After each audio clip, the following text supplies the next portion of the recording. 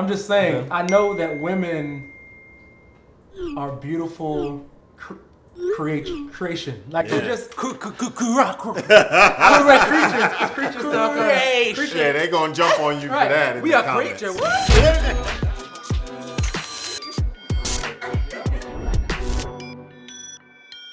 5, 4, 3, 2, 1. Shayon, what we talking about next, man?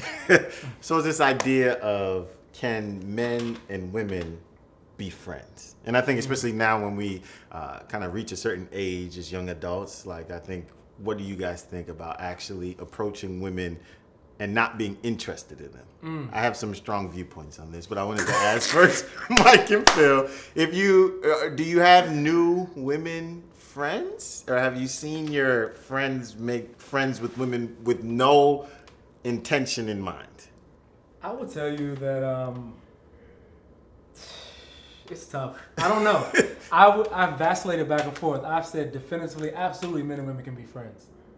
And then I had a recent period of like, no, absolutely not. Men and women cannot be friends. It just cannot happen. He lukewarm, y'all. Then I've come back. Lukewarm. I've been double-minded. Like, it's so confusing. I don't know.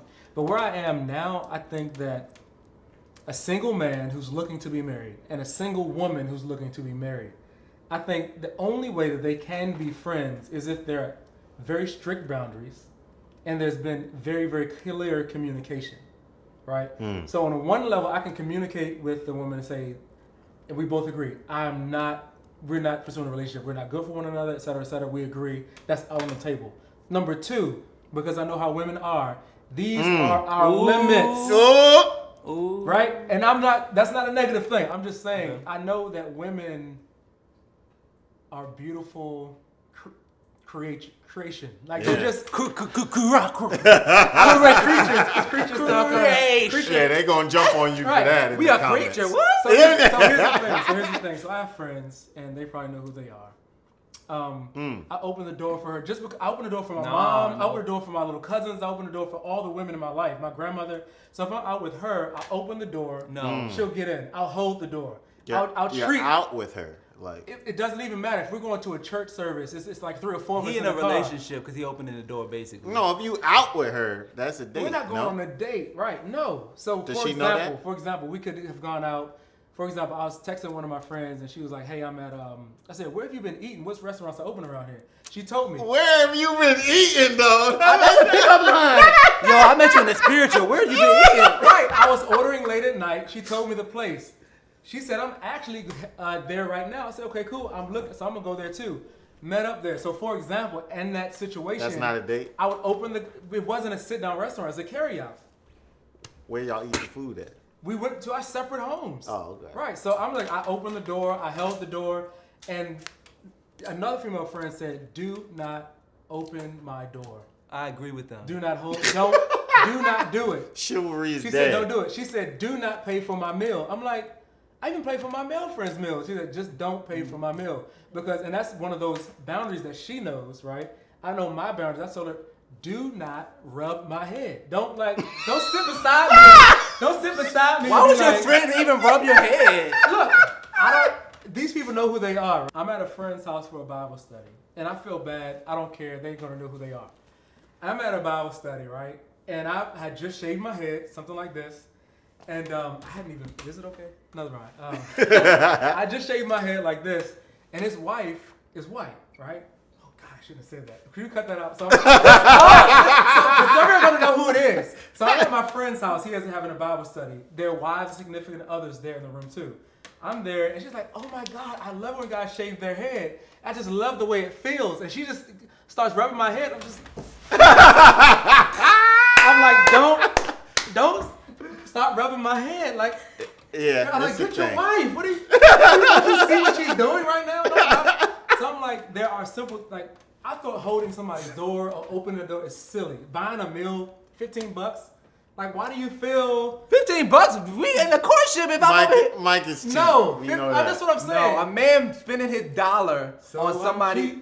No, a man spending his money on something is an indicator. Right, so that's what I'm women saying. see it as an indicator, and I believe it is. I think you get into a really tough situation to uphold a rule to say men and women can't be friends. Okay. Right, because we have to work together. We serve together in ministries. there's so many ways that we work together, so we have to be friendly. And in many ways, we become friends. But I think you have to be extremely clear about what it is. Like, we are not pursuing a relationship, or we're not going to go there. So you have to tell your women friends all that? I think it should be discussed. I seriously I'm sorry, do. y'all. I didn't tell y'all that I'm not being in. And then number two, I think you have to stick to those boundaries, and you might have to revisit it for some more emotional. It could be man or the woman, and it may have to be revisited because I've been in situations where a couple years into serving with this person, they're like, so I'm like, let's revisit this because we talked about this before. So do you We're tell serving, but look, there's not gonna. I don't, So do you tell them, all right, hey, you want to be my friend? All right, don't touch my head. No. Well, Not right off the bat. So part of our prompt or the thought was this too: why do, and I guess we're guys here talking, so we're taking this perspective, but why do women feel led on? Because we're leading them on. Okay, so how would you define leading on versus this Paying not? for $15 This McDonald's is the thing. Oh Women my are God, act chicken women. nuggets and a Women are McChicken? action. Oh my God, you must love me. Listen, A large? you can say any. A man can got say money. anything. I had to talk to my friend. He was like, "Yeah, I told her I'm not interested in anything." And yeah, that's enough. I said, but what are you doing? You're There we talking to go. her There we late at go. night. There we go. You're paying for her meal. You're opening up her door. There we go. You're doing stuff a boyfriend does, and so it don't matter what you say. Your actions are what they care There we about. go. And that's the issue: is men will just do all these things, and although it. So true. And you have to use Very wisdom true. for it. I had a friend who always would walk women from after our culture events to their car by himself. Hey. And women said, I thought he was trying to holler at me. I had to tell him, yo, I Was get he? it. No, he just being a nice, he was just being a nice guy, and I Yeah. get it. But you got to use some wisdom. Yeah.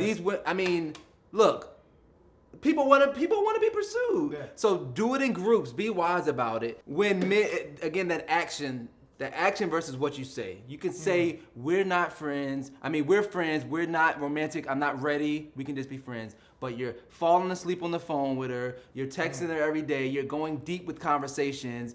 You're talking for long periods of time, for long spans of times. You're in a whole relationship. Your actions speak louder than your words. Yeah. And we just think, well, no, I said it, so I'm good. No, that's not okay. And that's a punk way out of it. You got to be wiser than that. You got to look out for, guard her heart. I know He turned to Phil, me. Phil feels I wasn't attacked. looking at him.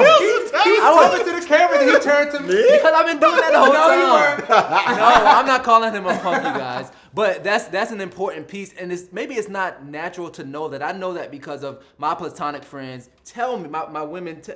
I said my women. My women. The women friends tell me that, and I actually use that community to get insight on how they feel. And also, my mom and my sisters might tell me, but action is what matters, and you have to really look back and be like, what am I getting from this? You want the milk and you want all this other stuff, but you ain't trying to marry the cow. Is that the wrong?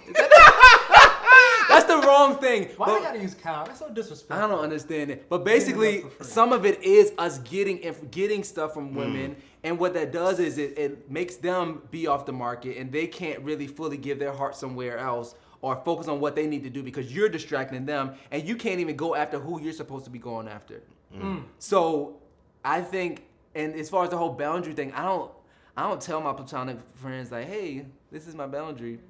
I just implement it. Jump over it. I just implement it. I'm not having no deep conversations with women too late at night. If it's in a group setting, yes. But late at night, absolutely not. Not no one-on-one. I'm not paying for your food. I'm not opening your door. I'm not, because these are things that I would do for my wife. I'm not, it got to be some differentiator to it. Like, so these are very, very clear. Like, I don't have any issues with women thinking that I'm leading them on, because even when they ask me questions, like I remember a couple girls from church would text me and be like, hey, so how's your day? I wait a little bit. And I'd be like, it's fine. Put it on a timer.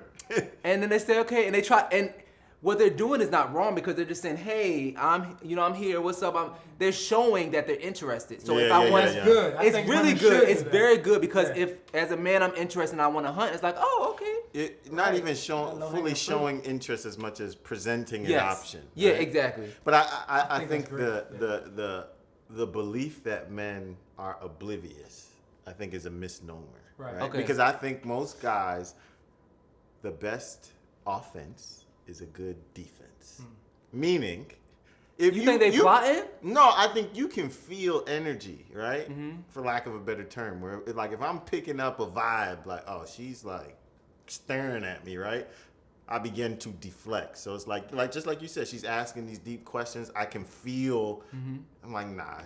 If I'm not trying to give off interest, I can respond in a way where she wouldn't get the vibe that I'm giving the energy back, right? Because I honestly believe, like I said, most guys, we begin to filter women when we meet them. My one friend would tell me this. He was like, man, at some point you're not gonna be stuck in the friend zone forever if you choose not to. Yeah. But you don't need any more friends. So if I meet a young lady and I am admittedly like, okay, I'm looking for a wife, I'm gonna filter her to say either I'm attracted to her or I'm not. Or I'm attracted to her and this is not an option.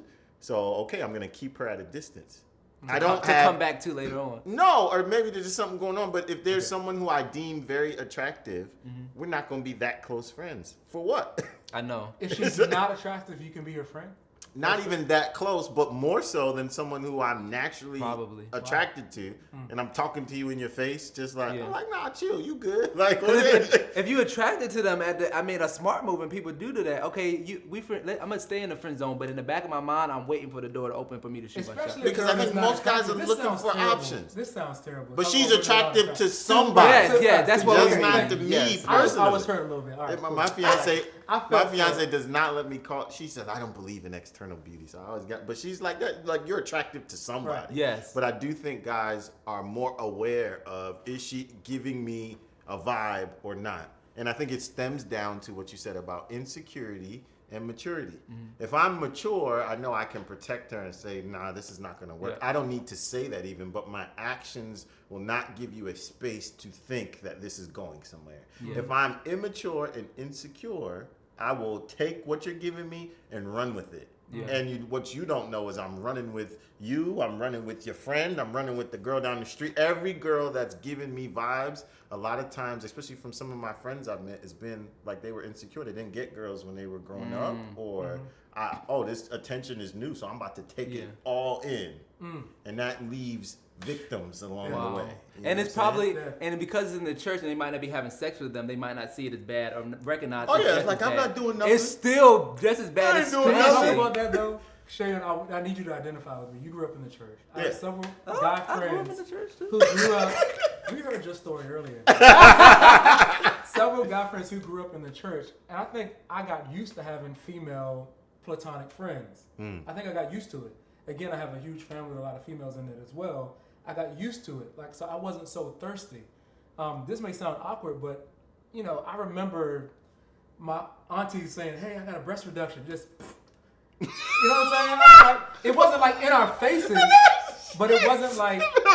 So being a young man who grew up around women, around beautiful women, it's like I wasn't always like an animal when it came to women, and I also was very comfortable being nice with women. I was very comfortable with even attractive women. Yeah. Like, you're very attractive, but I don't mind sitting and chatting with you and being friendly, right? But I think a lot of women and people in general is like, if you find someone attractive, then you just cannot be friends. That just was never my thing. I think you might be a very small percentage. I think so. I think a lot of men in church, or a lot of men who grew up in a situation where they learned to control that by whatever means, right? So I had women I was attracted to, had women that I pursued, but I also had a bunch of women I was cool with, right? And there was always that. And within those 99% of women who I was just cool with, a lot of them were like, oh, he must love me. So I would say even growing up for sure, just because, this is why me and Mike get along, but it's like we crack jokes with everybody and it's just like, but I realized, and this is a question too, it's like, where's the boundary of am I flirting with you?